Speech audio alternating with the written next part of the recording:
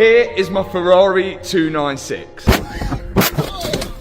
And this is the hybrid battery out of it. And we think the reason why this car don't start is something to do with this in the hybrid battery. En su garaje, Matt Armstrong está de pie frente a uno de los coches de carretera más avanzados jamás construidos, el Ferrari 296 GTB, una máquina de 2021 impulsada por un V6 biturbo de 3 litros combinado con un motor eléctrico, que produce una potencia total de 819 caballos. Sobre el papel, acelera de 0 a 100 km por hora en menos de 3 segundos. En la realidad, este no se mueve en absoluto, porque no arranca. Esta es la historia de un creador de YouTube, un superdeportivo bloqueado y un enfrentamiento con una de las marcas más controladoras en la historia del automóvil. El 296 GTB no siempre estuvo averiado. Cuando Ferrari lo presentó en 2021, representó un hito importante, el primer V6 híbrido de carretera de la marca. Era rápido, preciso y nuevo.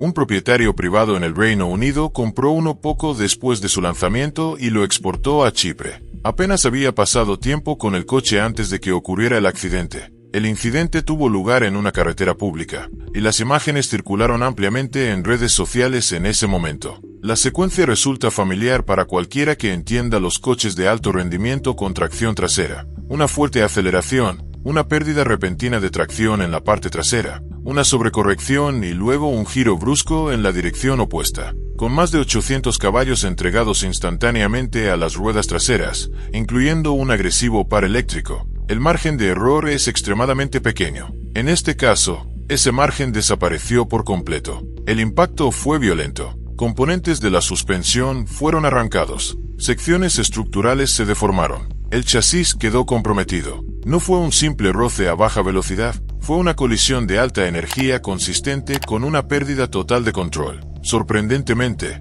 no se reportaron lesiones graves de forma generalizada. El coche, sin embargo, absorbió todas las consecuencias. Lo que hizo que las consecuencias fueran más complicadas fue la arquitectura híbrida del 296 GTB. Los Ferrari modernos no simplemente quedan dañados tras un accidente, se apagan. La batería de alto voltaje del coche y su electrónica integrada están diseñadas con cortes de seguridad automáticos que se activan con el impacto. Una vez que esos sistemas se desconectan, el coche no solo deja de funcionar, se bloquea. Aparece una advertencia en el tablero, fallo del sistema híbrido. No se trata simplemente de informar de una avería. Es el sistema señalando que algo fundamental ha sido interrumpido, algo que requiere intervención a nivel del fabricante para ser restaurado. Cuando el coche llegó a un concesionario oficial de Ferrari en Chipre para su inspección, el veredicto fue contundente. El daño era demasiado extenso, la reparación demasiado compleja y el coste demasiado alto como para justificarlo dentro del marco aprobado por Ferrari. En términos de la industria,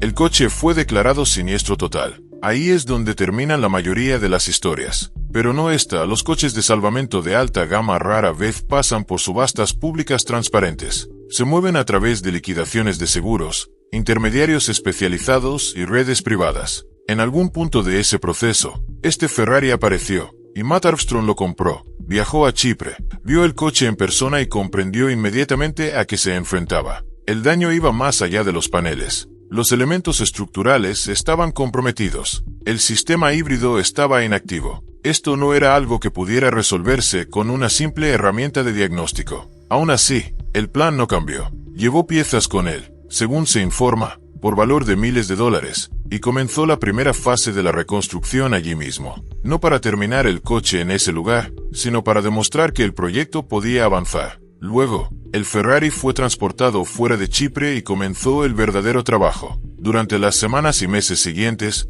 Armstrong documentó todo. Se restauraron los paneles de la carrocería, se repararon los componentes estructurales, se volvieron a ensamblar los sistemas mecánicos. Los espectadores observaron en tiempo real cómo algo que parecía completamente destruido comenzaba a tomar forma de nuevo. Pero en algún punto de ese proceso, el proyecto cambió de dirección. Armstrong empezó a conseguir componentes del Ferrari 296 Challenge, una variante solo para circuito construida exclusivamente para la serie de carreras monomarca de Ferrari. No eran mejoras estéticas. El coche Challenge es una máquina fundamentalmente diferente, más ligera, más agresiva, despojada de comodidades de carretera y diseñada puramente para el rendimiento en pista. Sus piezas existen dentro de un ecosistema cerrado, normalmente distribuidas a equipos de carreras aprobados y clientes controlados. Sin embargo, pieza por pieza, esos componentes comenzaron a aparecer en la reconstrucción. La postura del coche cambió. La aerodinámica se transformó.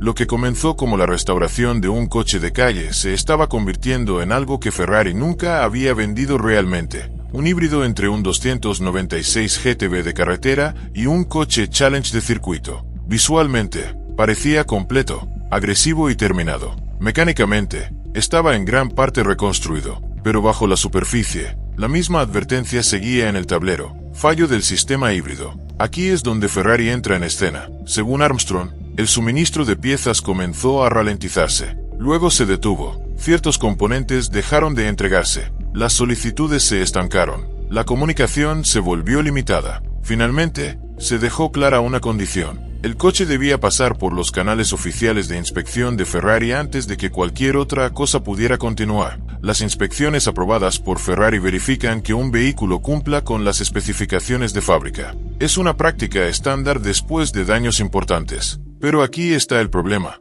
Este coche ya no cumple esas especificaciones. La reconstrucción se llevó a cabo fuera de los procedimientos de reparación aprobados por Ferrari, y ahora incorpora componentes derivados de competición nunca destinados a un vehículo matriculado para carretera. Incluso si cada tornillo estuviera perfectamente instalado, el coche existe fuera del marco que Ferrari reconoce. Pasar esa inspección sería extremadamente difícil, si no imposible, y así, el proyecto se detuvo en el último obstáculo. El coche estaba físicamente casi completo. Electrónicamente, seguía bloqueado. El único camino hacia adelante pasaba directamente por Ferrari, y Ferrari no estaba abriendo la puerta. A principios de 2026, la historia había trascendido el garaje de Armstrong y se había convertido en un debate público más amplio. En los comentarios de YouTube y comunidades de Reddit, la reacción se dividió claramente. Un lado lo plantea como una crisis moderna de propiedad. Puedes comprar un coche, gastar cientos de miles de dólares y reconstruirlo desde una destrucción casi total, y aún así no poder utilizarlo sin el permiso del fabricante. En un mundo donde los vehículos están cada vez más definidos por software, esa es una realidad incómoda. El 296 GTB se lanzó con un precio de alrededor de $322,000, y sin embargo, aquí está, inmovilizado, esperando un acceso que su propietario no puede simplemente comprar. El otro lado lo ve de manera diferente. En el momento en que Armstrong comenzó a instalar componentes de especificación Challenge en un chasis homologado para carretera, el resultado se volvió predecible. Los sistemas de Ferrari están construidos en torno a configuraciones exactas, bien específicos, compatibilidad de piezas concreta, procedimientos definidos. Una vez que se cruzan esos límites, el sistema no se adapta, resiste. Varios comentaristas resumieron esto de forma contundente con una frase que se difundió por los foros: Fafo,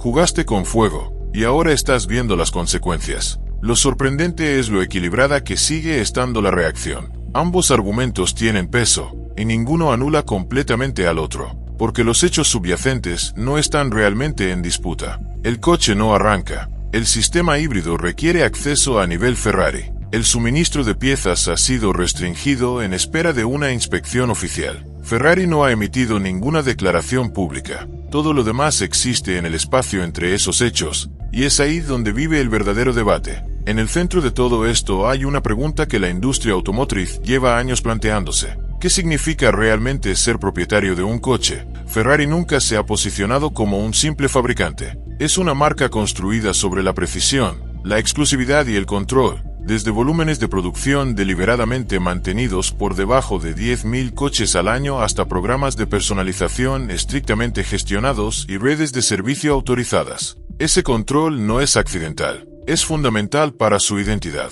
Y en el 296 GTB, esa identidad se extiende profundamente en la tecnología. El paquete de baterías de 7,45 kWh, el motor eléctrico y el software de control integrado no están diseñados para acceso abierto. Requieren herramientas de diagnóstico propietarias, autorización a nivel de concesionario, en algunos casos, interacción directa con los propios sistemas de Ferrari. Esto no es exclusivo de Ferrari. En toda la industria automotriz, a medida que los coches se vuelven más dependientes del software, el control se está alejando de los propietarios. Pero este caso hace que ese cambio sea inusualmente visible, porque se desarrolla en público, documentado en cientos de horas de contenido, con millones de espectadores observando. Armstrong puede poseer la máquina, puede reconstruirla, puede modificarla, pero ciertas funciones, críticas, siguen estando vinculadas al fabricante. Y en este caso, eso significa que el coche físicamente no puede arrancarse en la intervención de Ferrari. El movimiento por el derecho a reparar ha ido ganando impulso precisamente en respuesta a este tipo de situaciones.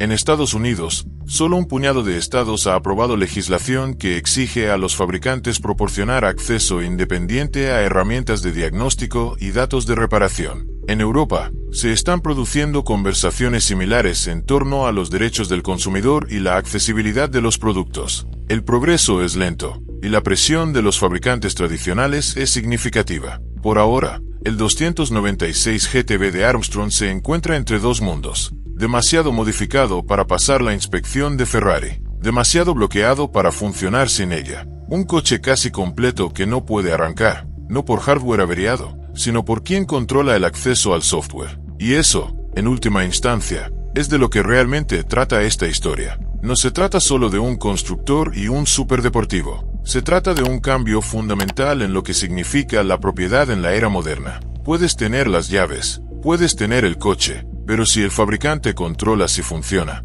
¿realmente lo posees? Esa pregunta aún no tiene una respuesta clara. Pero gracias a un Ferrari destrozado y a una reconstrucción muy pública, mucha más gente está empezando a planteársela.